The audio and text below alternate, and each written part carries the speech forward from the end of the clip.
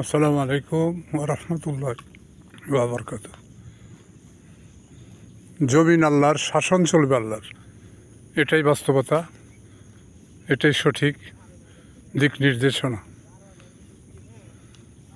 আমরা চাই আল্লাহর জমিনে আল্লাহর শাসন কায়েম হোক।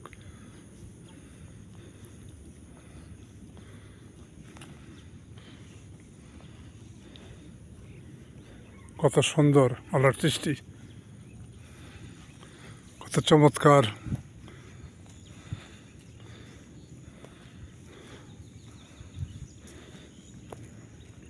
আল্লাহু আকবার, আল্লাহু আকবার। আসসালামু আলাইকুম রাহমাতুল্লাহ। আল্লাহু আকবার।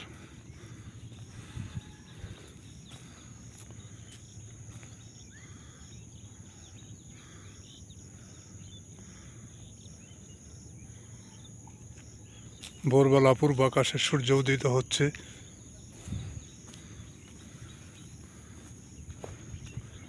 আবার নির্দিষ্ট এক সময় সন্ধ্যা ঘনিয়ে আসবে।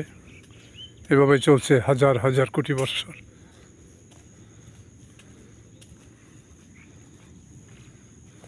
আল্লাহ পাক সবাইকে সহি বুঝদান করল।